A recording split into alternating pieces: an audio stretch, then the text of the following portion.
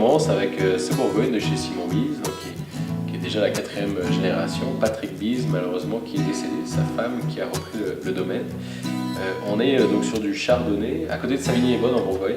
2014, excellent millésime qui va être très prometteur. Voilà, on est sur un blanc assez traditionnel en Bourgogne, une belle limpidité, c'est quelque chose d'assez clair, assez frais. En gros, un millésime jeune, beaucoup d'intensité, d'éclat.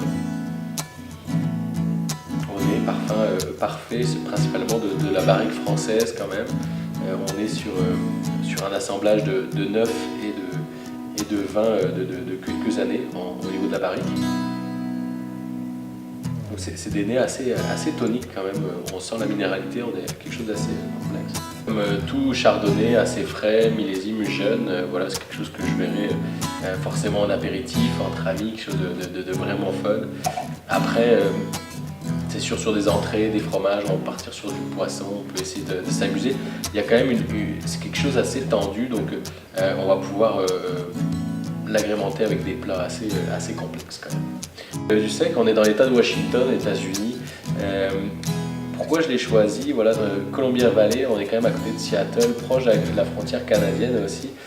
C'est une maison qui travaille leur syrah à la façon rhodanienne, donc proche des Saint-Joseph. Voilà, il y a ce côté très poivré. On est au niveau du nez, on est donc forcément le style de la syrah, le violette, le cassis. Un élevage quand même assez poussé, il y a à peu près 20 mois de fût de chèvre. Donc des notes assez puissantes quand même, le côté poivre qui ressort beaucoup. En bouche, on a quand même quelque chose d'assez fluide, d'assez souple, très fin. Moi, c'est le type de syrah que j'aime. Voilà, on a beaucoup de gourmandise, d'élégance aussi. Millésime 2012, voilà, c'est parfaitement fait. Et puis on va pouvoir le marier par exemple sur un style de bacreuse de bœuf, une viande qui a été compotée pendant plusieurs heures, voilà, qui va se défaire, un bon fond de veau. On peut avoir énormément de plaisir avec ça. Pour le rouge plaisir, voilà, on est parti en Espagne parce que voilà, l'Espagne quand même est assez populaire depuis ces dernières années. On va aller dans la région de Rioja, qui est dans le nord de Madrid, très belle région qui est divisée en plusieurs morceaux. Donc là on est Albaceo, c'est le nord de la région Rioja, proche du côté basque. Donc pour cette cuvée-ci, en fait, qui est un crianza qui est juste 2 ans en fait d'affinage, d'élevage, dont un an en fût par rapport au Reserva. On est sur une cuvée Grenache Tempranillo, donc des cépages qui sont quand même assez alcooleux, assez puissants, qui ont donné beaucoup de densité, mais qui arrivent à garder beaucoup de fraîcheur et beaucoup de fruits. Ce qu'on peut voir, voilà, on a vraiment ce nez sur la petite cerise compotée, vraiment ce côté prune un peu qui arrive. Oui, il y a la barrique, mais sur le côté crianza, on n'est pas trop marqué, d'où le peu d'élevage. On est vraiment en recherche de fruits de plaisir. En bouche, c'est un vin qui va être beaucoup plus massif par contre. Il y a une densité alcoolique, c'est sûr qu'on va avoir un peu de sucre aussi, mais ça se termine vraiment tout en douceur, tout en finesse.